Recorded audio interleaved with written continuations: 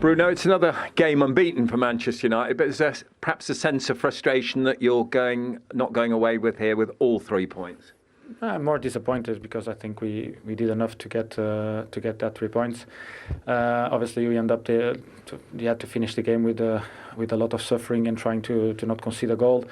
The frustration also came a little bit into ourselves because obviously we had a situation where we could have gone 3-1 up, and from that situation we end up conceding another goal. I think we could have gone 2-0 and then we end up conceding a goal, not getting a penalty, and then we get a penalty against where more or less it's the same situation as Ahmad. One is rewarded as a penalty, the other one not. I know it's difficult for the referee to give 2 penalties in the same game for the same team, but what I don't understand is why VAR doesn't get involved in that situation, and or either way in the situation of Ari, because either one is a penalty and the other one too, or none of them is a penalty. I can understand, and we don't want to get you into trouble with the authorities, but is there a frustration that can you see similarities between the one that's not given for you and the one that sees Harry pick up a red card and is given? Yeah, because I think Ahmad is getting to a point where he's going to shoot, and he gets pushed or pulled. I can't exactly see how it happens, but you can see that is there something that gets him completely out of balance, and obviously I think it's very frustrating for the small players because they always say he's very soft on the small players, and when he's in a bigger player, they say they end up giving the falls. I do think that on the Ari situation it is a penalty, but I think in the Ahmad one is also a penalty, and obviously that could have changed the game.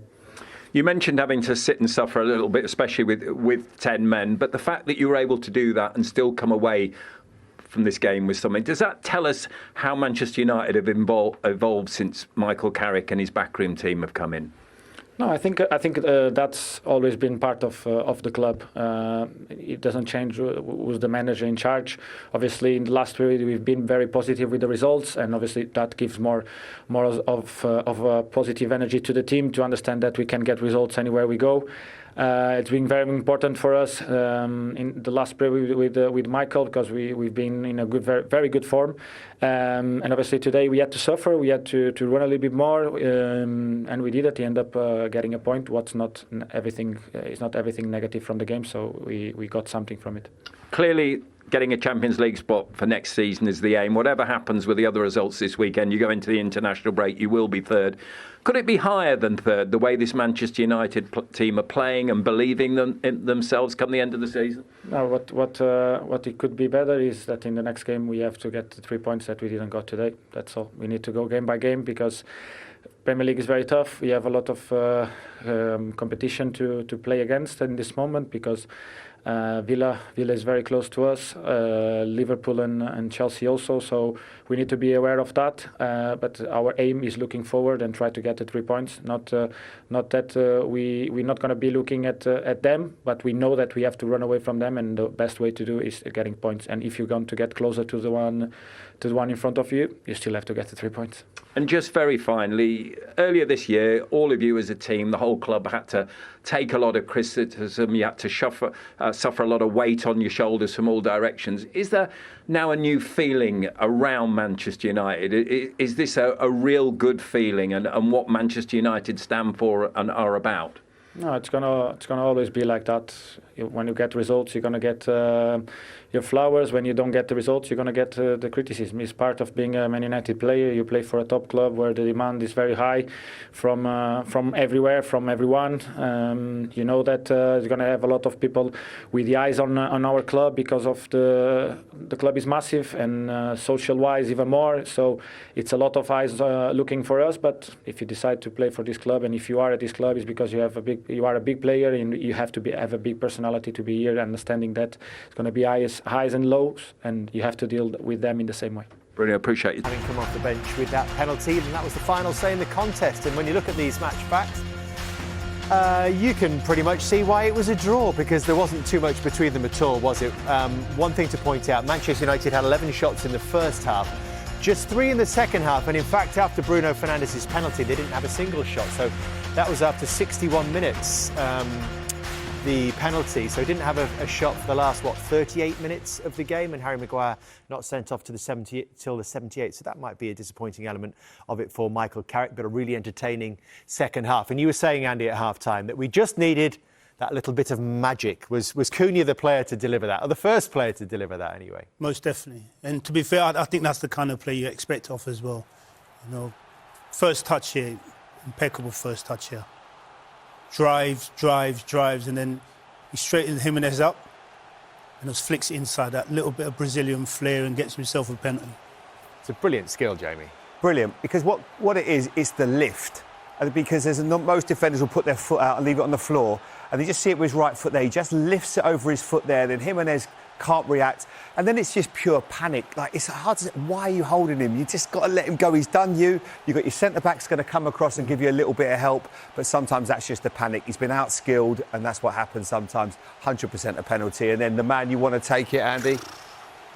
He's the guy when it comes to penalties. You know, like you saying, I don't know how he does it. Stops, and then watches the goalkeeper moving and strokes it home. It's the Ivan Toney technique. Yeah, definitely. And then, so that was, the guys think, no doubt about that penalty. And then there was a penalty appeal just before Bournemouth equalised. So Manchester United thought they should have had another penalty here when Ahmad goes through. Jamie, what's your verdict on this? I think it would have been really harsh. I think that you can see Truffaut is being aggressive with him. He does manhandle him a bit, but I just don't think it's enough for it to be a penalty.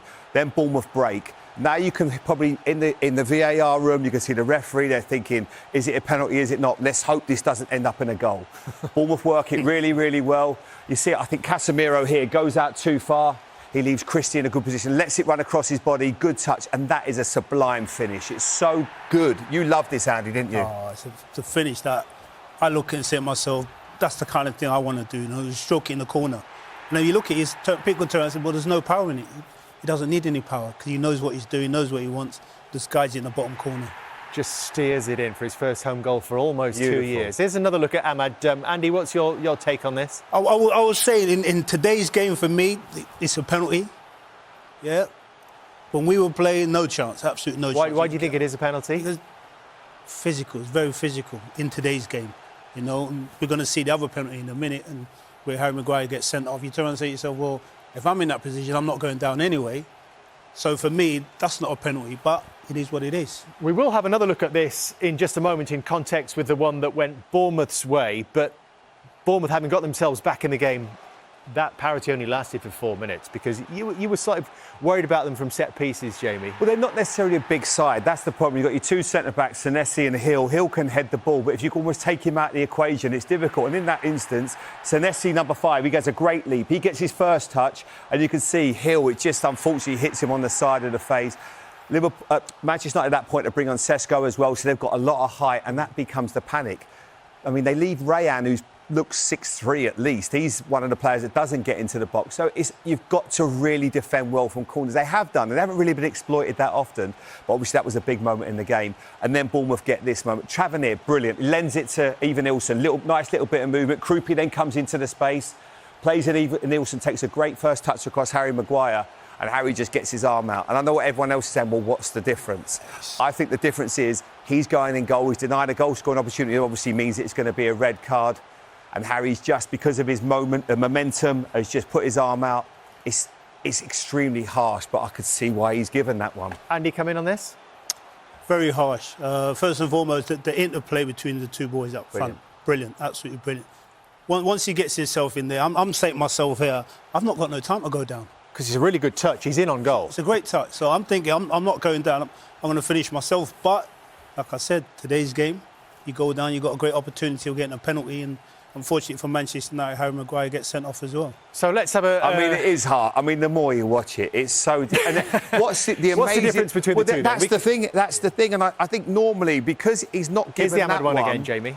Because he's not given this one, I think it's probably human nature to not give the other one. He's decided not to. Look, I just think that's really hot. There's the same thing. Ahmad's just too weak. He goes down. But you say that. Evan Nilsson was weak as well. But it's Ahmad through on goal. Look, and Evan Nilsson is through on goal. The difference, is that the difference? It's exactly the same thing. They've both gone down weakly. Yeah, the referees decide to give one and not the other. But we're asking the question, what is the difference? Because for me, there is no difference.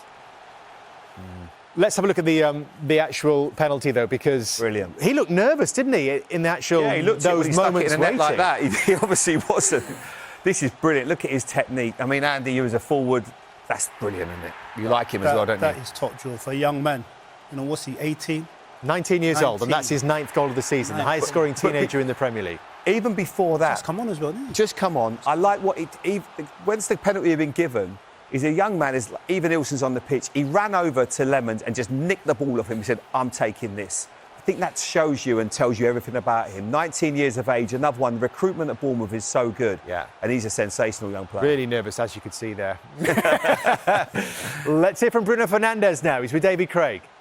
Because they'll feel like this is 2 points dropped from the positions they got themselves in. And Bruno made the point as well, that those were the same incidents, and if one's a penalty, then the other one should be a penalty as well. Andy thought the foul on Ahmad was a penalty, albeit perhaps soft. Jamie, can you explain why you think this was not given and not overturned as well by VAR? I just think because if you look at where true foul is and you can see Senesi number 5, he's coming back, there's 2 players round him there. I just think one's not denying a definite goal-scoring opportunity. I think he just could be a little bit stronger. He's going over a little bit too easily. And as I say, there's bodies round there. Now, if he had given it, would we have gone, oh, that's the worst penalty decision ever? No, it's not. I just don't personally think it is. And then you roll it onto this one, and I just feel because Ivan Ilson is going into the goal-scoring area to score, or probably score, and I just think that it's still weak, but I think that's maybe the slightest difference on the two of them. It's an opportunity to score, isn't it? And then the referee, Stuart Atwell, has got to make a couple of decisions with regard to Harry Maguire. Has he made a deliberate attempt to play the ball?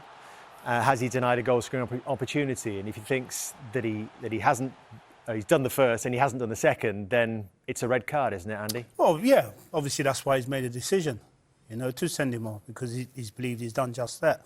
But when you talk about going down easily, he's gone down really easily there. And as a manager, of course, you're going to be disappointed.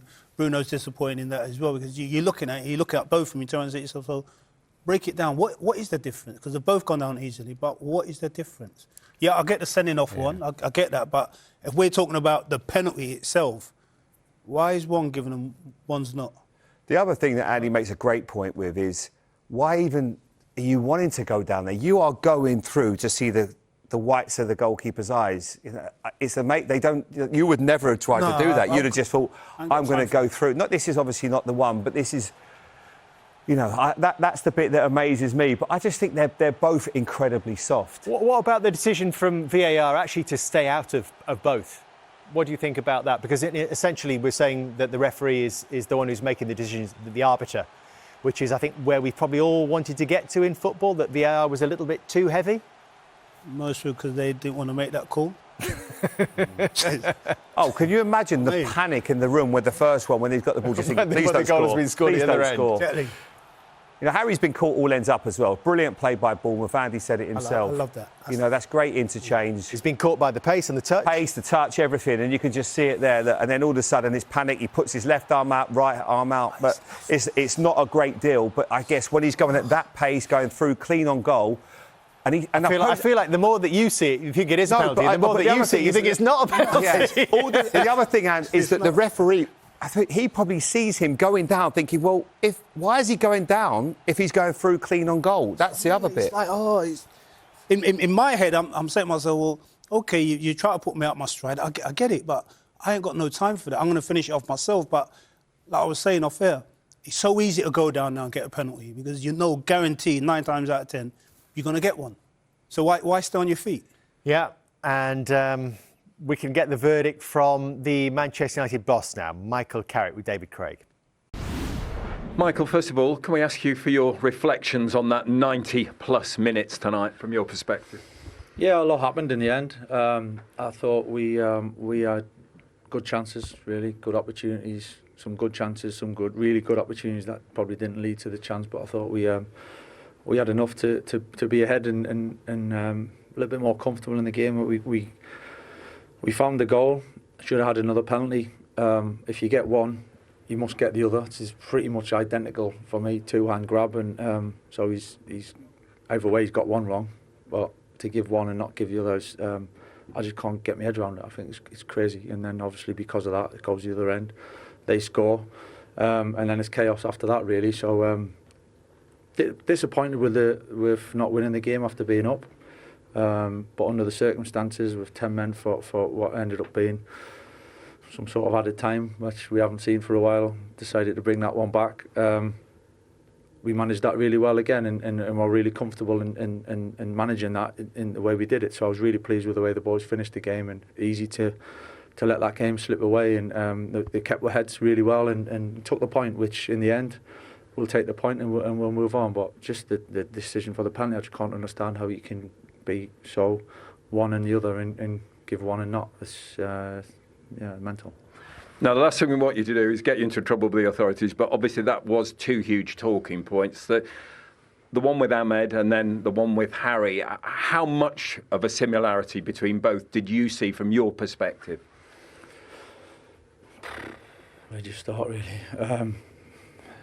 Listen, maybe he's past Harry, so maybe that's the decision, right? And he gives that, but I haven't really actually got too much of a problem. I haven't seen it back, to be totally truthful, but I think if he's past him and he's in on goal, then I can understand that decision. So I'm not going, we deserve everything, but it shouldn't have happened, because we should have another penalty and the game would have been different and totally different, and then it ended up chaos after that, kind of chasing decisions, really. So it is what it is. How big are those moments at the highest level when things don't go your way? Massive, absolutely massive. That's what VAR was for, to clean it up and make consistency. And if surely whatever they think, if one's already been given, there's enough people to decide that the other one should be the same as the first either way, and it's two different decisions. So yeah, it's a bit baffling, really. What it does mean, though, is it's still just the one defeat in 10 games since you took over. Whatever happens this weekend, you go into that international break in third. Do you sense that the momentum is very much with you to achieve what you're trying to achieve this year, is ensuring Champions League football for this club? We're in a good place, we're in a decent place. We know it's for now. Of course, we need to take the breather, and some lads, obviously a lot of the boys going away and come back strong, and we got a big finish to the season. We've put ourselves in this position through some good work, some good results, and some good performances, and we could have had more tonight. In the end, it went against us, but we still took the point. It's not the end of the world by any stretch, and we'll come back stronger after the break. We touched on it pre-game, but a lot of people are speaking about it, a rejuvenated Manchester United, a Manchester United that's playing in the style and producing the results that people expect. Has it even superseded your expectations coming into what was a difficult position, Michael? No, I think we came in and I came to work with the boys and trying to make the best of it, and trying to keep improving and work with them and develop the team, develop the players, and work with the staff. And I think we've made some improvements. There's things we can improve on. We can get a lot better. Still a short period of time relative, and we've made a lot of steps. So I'm happy the way things have gone, but we're not satisfied. We definitely want more. Mike, appreciate your time. Thanks. So when you look at this, Andy, a point gained or two dropped? From the positions Manchester United found themselves in, two dropped. But, going away with a point is better than going away with nothing. It just gives everyone else that little flicker of hope again, doesn't it?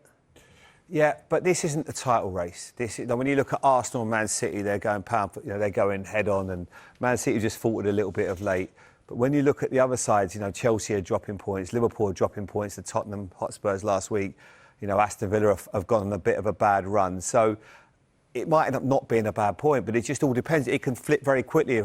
If the other teams win, if Chelsea go to Everton this weekend, get 3 points, all of a sudden they're straight back into it again. So I think up until the end of the season, there's going to be a lot of twists and turns in that top four, looks like 5 race. So time will tell. But I always just feel, not just because I watched so much of Bournemouth, anytime you get anything against them, it's not the worst result. We've seen Liverpool go there and get chinned last minute. Well, they are such an excellent side. They're unbelievable. They're so fit, strong, the way they get after teams, great energy, Good interchange, as Andy said. They're so hard to play against. So you've always sort of just got to take what you can when you go there. You know, they've been excellent in both games against them this season. And lose very few games at home as well. I suppose, you know, we talk about Michael Carrick, and obviously the conversation continues to be around him because it is such a big job being the Manchester United manager, and right now its position seems vacant. If there were any questions, Andy, would they be around, if you look at the results where they haven't won the games, the away form in recent weeks, they've won one of their last 4 away games, dropping points at West Ham, losing at Newcastle, dropping points against Bournemouth. Would that be the question? Yeah, you could say that, but then for me, you'll be nitpicking because if you look at the games that they've drawn, they've got themselves in front. It's not as if they're going to go behind or anything. They've always got themselves in front, and unfortunate to give away a goal or whatever it may be. At times, when you're in the Premier League, you're going to be a little bit lucky. You expect that, you know. But if I'm looking at it as a whole, since he's taken over, his first game against Manchester City there, 17th of January, and now we're talking March the 15th. If you look at those results as a manager, you can't ask for much more. No, you'd be very, very happy. But do you think he's got to do more than produce results, more than get Manchester United into the Champions League to actually get this job? Now, like I said at the start of the show, that's totally out of my hands. Don't be backing off again. I mean, it's not. But if you're a manager, for instance, if I'm a manager and I come in as the interim manager and I'm getting those results, what more can you ask for? You know, that's what they wanted from him. But said to him, go out there, win football matches as many as you can. When you do that, who can really complain and say, oh, you've not done this, you've not done that, or you've not got a result there, or whatever maybe. I just think since he's gone in, whatever he's done a brilliant job. He's galvanised the club. Oh, yeah. You know, you can see the players like they're enjoying. They've had a lot of managers. I don't think the players, for whatever reason, have respected. Now, does he get it long term? Who knows? You know, what other candidates are out there? He's done himself no harm whatsoever. Andy said a great point at the start of the show. If it's not here and he doesn't end up getting the job, he will be on someone's radar because of the job that he's done. He showed he could because he's still a very young manager in terms of, you know, managing in the Premier League. He still could have, you know, become a really good manager. And you get the feeling as well, Jamie, that he is making everyone else's life easier at Old Trafford, including the people he's got to manage up to, as well as the players and the coaches around him. Yeah, he's a bright boy. You know, he understands the game. He knows the remit. He's gone in there and just not complicated things. Played players in the right positions. Got your best players feeling confident, enjoying themselves. He's gone back to a back four, which the players seem to be a lot comfortable with. He's just done the right things, and he's made it look easy. I think that is him as a person, though. Yeah. You know, if you look at the way he played, I mean, you look at the way he's managing now, he's exactly the same person. You know, he never screams and shouts. Listen to his interviews there. That is Michael Carrick. You know, so whatever he's gone in there and done, he's done it extremely well. Yeah, Ryan, Alex, another fascinating contest between these two. Ryan, it's fair to say it's not dull. 12 goals in the 2 encounters so far. Is that a good result tonight for Bournemouth, given what you've had to deal with of late? Yeah, listen, we've been on a great unbeaten run. Probably the little frustrating thing is not turning these draws into wins. Obviously, Man U on a great kind of run of form themselves, so we knew it would be a tough game, and especially the reaction we showed after each goal, and you know, pushing them right to the very end. So a good result. Alex, those draws, it's 5 straight draws now in the Premier League. How frustrating has it been, and has it been a fair reflection of the performances from Bournemouth? Yeah, definitely very frustrating. You know, not scoring enough goals has been our main problem. Obviously got 2 today, so, you know, an improvement there. I think we've been good overall, though. You know, a lot of clean sheets, which is positive, but yeah, we've got to turn these draws into wins, and yeah, it was disappointing not to, you know, nick it at the end there. Ryan, 11 games unbeaten in the Premier League. You've equalled a club record. We know that you lost Antoine Semenyo to Manchester City. I mean, what does it say about Bournemouth that you've managed to dig in and stay on the heels of some of the so-called bigger clubs? Yeah, I think it comes down to a collective mentality. You know, a lot was made about the players we lost in the summer as well, and the club did ever so well to basically not make such a big deal about it and replace them with players that were ready to go. And you know, the managers made it pretty seamless for them to come in and understand our style of football. So delighted with the season so far. We're desperate to kind of kick on now and really have something to fight for come the end of the season. You've had to So 11 games unbeaten in the Premier League now, a joint best for Bournemouth, and they had to battle back on 2 occasions, Owen. Manchester United taking the lead, the first time from the penalty spot. There are a couple of penalty incidents and we have a lot to get through. Was the first one the correct call for you? Yeah, I mean, just a little bit of magic from Cunha. I mean, he's obviously, I think he wants to play in that little number 10 position, but he's good on this left-hand side. Can't believe he chested this, by the way. I mean, honestly, that is a brilliant. And then this little skill to come in between the two, Jimenez and Scott, that is brilliant. And it's just, Jimenez has been terrific in a Bournemouth shirt. He's a young, naive defender, but that control is fantastic. Keeps it close. Wants to come inside. Scott can't overcover there, which he does. And you see Jimenez just pulling there, guys. I mean, there's... Yeah, I just want to come in from a defensive point of view. I mean, I couldn't believe he's made the decision to pull his shirt, to be honest. When he's in that situation, he's past him, he has to leave him, he has to rely on cover. And there was cover with James Hill there. So it was a gift from a Manchester United point of view, a real gift. And obviously, but you're very confident when Bruno steps up on a penalty spot and he tucks it away. But disappointing from the Bournemouth point of view. It's a little bit of ill-discipline there, I thought. Yeah, that's 9 goal involvements for Bruno Fernandes at that point in 9 games against Bournemouth. Who else but him? It's 1-0 at that point. A bit of controversy around the equaliser. Let's take a look at it, because I think Manchester United thought they should have had a second penalty, and the goal comes soon after that. This is the moment, the incident. And the referee said no penalty on this occasion. Am I being pulled down? Yes, I didn't think it was a penalty at the time, to be honest. And when I saw it back, I stick by my first thought. Gut instinct was it wasn't a penalty, and I don't think it was. Yeah, and there's 25 seconds between that penalty call and appeal from United and the equalising goal from Bournemouth. Yeah, Ryan was great on that right-hand side, comes inside. You know, and to be fair, it's just a great finish from Ryan Christie. There's weaker right. He just passes it into the goal. We see Ahmad here with true fair. He probably goes down too easy, Ahmad. Yeah, there's not enough in that for me. No. There's not enough. He kind of has a little pull, but he lets go. And I think, I mean, you know, and on this one here, does really well. Ryan comes inside, plays it quickly. Casemiro, you see him come across. He's got Christie, but he gets out to the ball carrier, and nobody really fills in for him. Maybe Harry could step up, or Iraola. They're a little bit too late, but take nothing away from the finish. In between the legs of Harry Maguire. See it here on this angle. You don't, and that's the thing. You don't need to smash it. Yeah. You know, just pass it into the goal. No chance for Lambs. That was a quality in the goal, wasn't it? The pass, just fed it through there and just put it into the bottom corner. But once Yoro's gone out there, I thought, go again. Do you know, he's closed that gap a couple of yards. He needs to close it a couple more yards to try and block the shot. But take nothing away from that finish. That was a brilliant finish. Yeah, flurry of activity, because there was to be a quick response from United, a 3rd goal in the game in the space of 10 minutes. Let's look at how Bruno Fernandes once again gets involved. Yeah, he's brilliant. To be fair, he's the one who played a brilliant ball over the top for Ahmad for that potential penalty. But, I mean, they're so unlucky, Bournemouth, here, because I think the 2 centre-backs are involved. Kobbie Mainoo gets a little bump on the goalkeeper. I think Senesi initially flicks it, and then it comes off James Hill at the back. But he's just whipping it into a dangerous area, isn't he? It's difficult to get out of the way of that. It's almost like like you said, the centre-back combining there in not so great manner.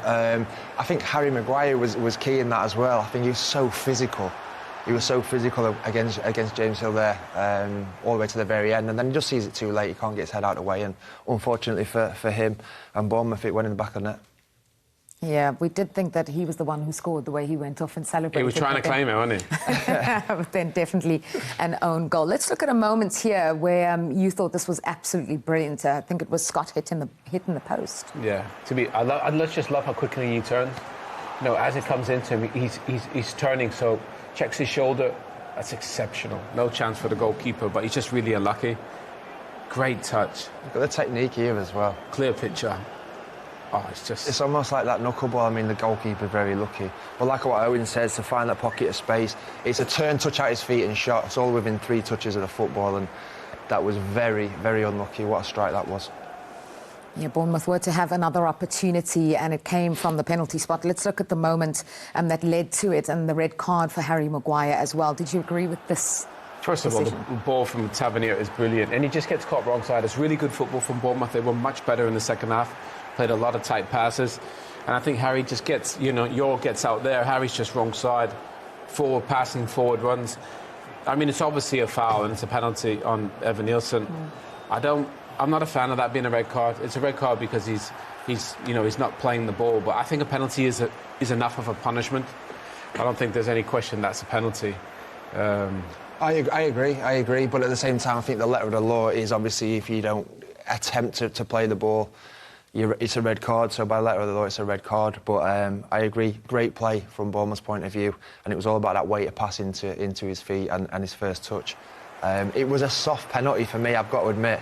I thought it was a really soft penalty. However, it was a penalty just, and it had to be a red card, obviously, after that. Evan Nielsen took a great touch as well. Fantastic touch. Took it forward. Often you see people right-footed, they'll take it that way. But because he took it forward, it just the put thing more is, pressure on. if he takes the touch away, the defender gets a chance to go across and maybe put a block in slide tackle. The minute he takes the touch across him, he's done. He either leaves it or does what Harry did there and almost scrambling to get a feel of the player. And obviously a penalty was awarded, but it was a great first touch. So there are two big incidents in the second half. This is one, Evan Nielsen, that we've been talking about, brought down by Harry Maguire. Maguire earns a red card and they give them a penalty. How does that compare to Ahmad just a couple of moments before that? I know Manchester United fans are sitting at home wondering why one was given and the other one wasn't. Well, let's see him. I mean, obviously, we've just seen the Harry Maguire one and the Evan Nielsen. I think, truthfully, he has a little small pull, but Ahmad, I think he just goes down too heavily because there's not that much contact. So I think the difference is there's more contact from Harry Maguire and Evan Nielsen. And I don't think you need to overdo it.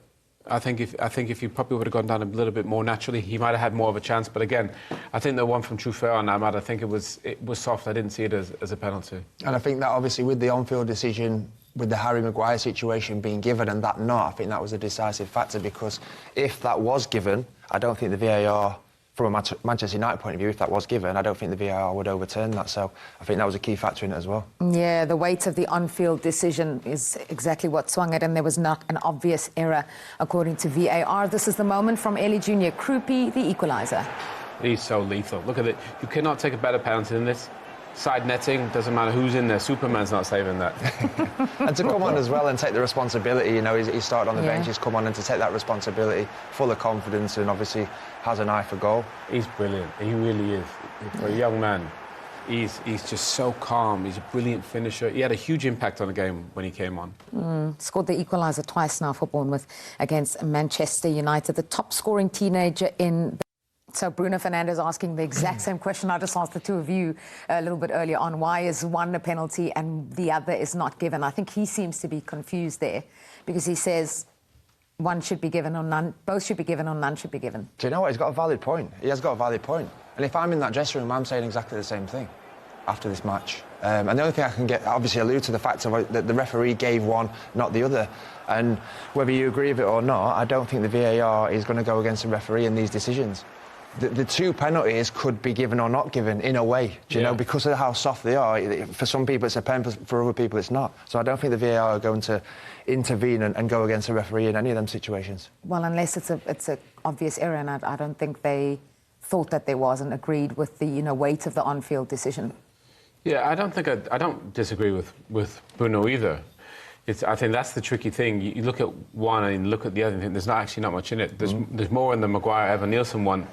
I think Truffet's just got to be careful. I think when you put the hands on a player, and again, he's not trying to play the ball, is he? I mean, the only thing I just think Ahmad goes down a little bit too easy. He obviously feels the contact and he goes down too easily. Could he maybe have got his shot off or played a little reverse pass into, is it Cunha there? I mean, this one, Harry's just, he gets done by the ball and the touch, and then he just gets caught wrong side. So then your natural reaction is to reach out. Owen, do you think this one is a bigger decision to not give because of where it is in the 18-yard box? For example, Ahmad's coming inside his pure bodies. It could be blocked. It could have a shot that goes wide, for example. There you clear through one-on-one. Does that play into the referee's mind? Probably. I think Bruno made a really good point. I think once he's already given one, I don't think they'll give another one unless it's an absolute stonewaller. So I know they probably don't like us saying that. Yeah. But I think it does come into play. You think, I've already given one, I shouldn't really give another one. You know, it's an away game. Yeah. The second one is obviously clearer. So I think Bruno's right, but in the end, I think they came to the right call on both. Yeah, I was going to ask you how much of a factor do you think Bruno's comments about already giving them a penalty would have been. Now, we've heard from the Manchester United captain. Let's hear from the manager. Here's Michael Carrick's post-match thoughts. Michael, very dramatic second half in particular today. There'll be some regret probably that you haven't won the game. Yeah, we're disappointed. Obviously, the way I thought we created enough opportunities and had some good chances, and then go up in the game and have a big opportunity to go 2-0 up really, and we get one penalty. We don't get the other. It's exactly the same thing really. A grab, two-hand grab, and we get one, we don't get the other, which I don't know. Well, he's definitely got one wrong, so I don't know which one he's got wrong, but he doesn't give us the second one, which I think they're both penalties. And it's a massive moment in the game, and then it ends up chaos after that. So, yeah, massive moment in the game, and I don't understand how you can give one and not the other. It's crazy. Yeah, it's a good point, and obviously the ball's in the back of your net while that check is going on, which just adds to the kind of chaos. Yeah, it's just as obvious as you can get when you've already given one, to not give the other one. It's clear. If that's what you believe is a penalty to start with, then the second one has to be. I don't understand how you can't give that, and then obviously to go back and not give it then, and the goal and everything, and after that it was just chaos really. So I was really pleased with the boys at the end, going through the 10 men and seeing the game out and taking a point from it. I think that's a real positive. And in the end, the way it went, at times you can lose them type of games. So to take a point in the end, we'll take that. But obviously we're disappointed that we haven't taken all three. Do you feel that the penalty and a red card was a bit harsh for what Harry actually did? Yeah, maybe. Maybe it ended up chaos at that time, so decisions going different ways, and he's made that decision. Ours should have been a penalty. We should have had 2 penalties, and that wouldn't have happened. Then you've got 10 minutes at the end of normal time and 10 minutes added time at the end with 10 men. Actually, you've done pretty well to get a point out of that 20 minutes. That's a tough 20. Yeah, especially in credit to Bournemouth, the way they play and you know, really energetic and positive and run forward and pass forward and constantly test you. So to go with 10 men for so long and have to make changes, and I thought the boys coming off the bench and finishing the game did ever so well. Credit to them for that. We're delighted with the way they went about that and seeing off the last moments really, which could have been really difficult, but I thought we coped with it really well. You've now got a long time without a game. Obviously, this is the international break, but I think you go 24 days or something without playing. Is that a problem? Is that an issue, or is it an opportunity to just reset and have a bit of a break? It is what it is. It's not a problem. It's we'll deal with it, you know. And boys are going away, and it feels a lot because of the international break. But the international break is we miss one weekend, so we'll deal with that. You know, we've got to be ready for Leeds when it comes. So Michael Carrick pretty much echoing what Bruno Fernandes had said about the 2 penalties, also aggrieved at the fact that they then had a player sent off. But he mentioned a very interesting point as well there, Gary, about the timing of the penalty decision on Ahmad, and then Bournemouth literally went up the other end and scored when it could have been 2-0. Yes, it's a game-changing decision, isn't it? It's such a huge decision because, you know, like you said, 2-0 and then the next minute it's 1-1. So I can feel his frustration, I really can. And both himself and Fernandes are not arguing about the penalty that they conceded, but obviously they're looking at it in 2 aspects like we've just seen then and saying, well, if that's given, then surely that has to be given. So I feel sorry for him. I really understand his frustration, and they are huge, huge moments for a referee and the VAR, particularly because obviously 2-0 and 1-1 is a totally different game. Yeah, absolutely. Manchester United dropping points for just the 3rd time under Michael Carrick. Where does that leave them in the race for Champions League? Still confident enough and comfortable enough? Yeah, I mean, obviously, I think with the win, they probably would have been certain, I think, in terms of top 5, and that gap to Chelsea would have been significant. But I think they'll obviously take the point. They preferred 3. They're in such a brilliant position. You think I think they were 5th when Ruben left. But I just think the football they play has been better. Everybody's happy. They're getting results, obviously, today. But that's against a good Bournemouth team as well. Yeah. You know, and the point the reporter made about playing for 20 minutes with 10 men, I thought they dealt with that really well. So I think in every phase, you know, they're playing better, they're getting points, they're managing games better as well. Obviously, 3 would have been a lot nicer, but they control their own destiny for Champions League football, and that's the most important thing. Yeah, still comfortable in the race for Champions League with Aston Villa, Liverpool and Chelsea still to play. That's all we have time for, and we've kicked off match week 31 in the Premier League in some style. A 4-goal thriller. It'll be a tough act to follow. Plenty of football to come this weekend. Thank you to Owen and thank you to Gary as well. Enjoy the football. In these two clubs, 12 goals in the two games so far. How satisfied were you with that performance, despite being another draw this evening? Yeah, as you say, I think a very entertaining game. I think we played well. We've had good moments, good spells, but it's always true that they don't need a lot to create chances and become a threat. No, so I'm happy for the performance. Probably it's a decent point always when you face United, but it's true that if you leak, the big picture is 5 draw in a row and doesn't give you a lot in the standings and probably especially at the end, no, we were looking for the win.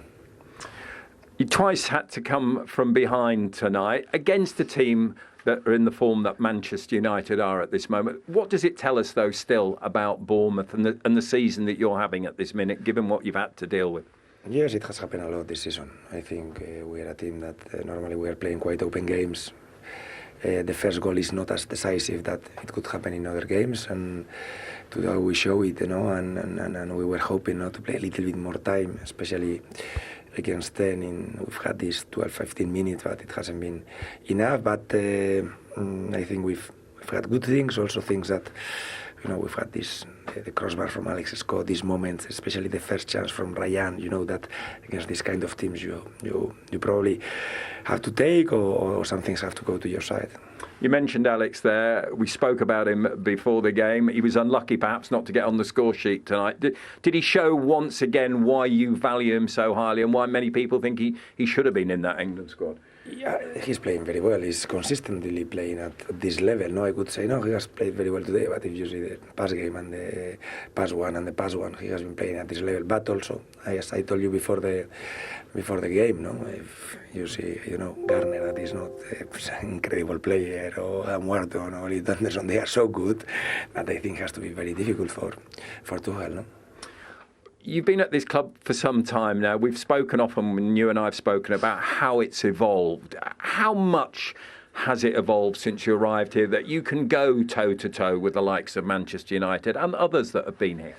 Yes, it's a matchup that normally we've done well, no? I think they also try to play, they open sometimes the game, they give us chances to recover high the ball and transition, but it's true that they are so dangerous. Even when you have a throw-in, a set play for you are very worried, because if you don't look out well, they are coming. So I think lovely game to play, I suppose. We've enjoyed the game, and probably one point is not what we wanted, no, but also you have to value it because it's against a very good team. I have to ask you this final question. A lot of the success here is down to everyone at the club, but obviously you're the man that shoulders the responsibility. Your reputation has gone up and up. There are reports coming out of your home country in Spain tonight linking you with Athletic Club Bilbao. I don't know if you're aware of that. I know we're still waiting to hear about your contract situation. Is there anything that you can tell us at this moment as to where you would think you might be or want to be come the end of the season? No, it doesn't have nothing to do with me, no? Probably as a supporter, because, it's my club, no? But no, it doesn't affect the situation. I think I've said it a lot of times. I'm really happy here. I have a great relationship with the club, and it's true that we will have to take a decision according to this. But it's a situation that I've been most of my years as a manager. No, it's not something new for me. Can we just finish on that? And I'm not asking you, but is that decision likely to come at the very end of the season, Andoni, or will, like some other managers, be announced before the end of the season? No, I think I cannot tell you. There are things that we have to deal internally, no, but I think it has to be before the end, definitely, yes. We appreciate your honesty. Good luck. Thank you. Thank you. Thank you so much. Thank you.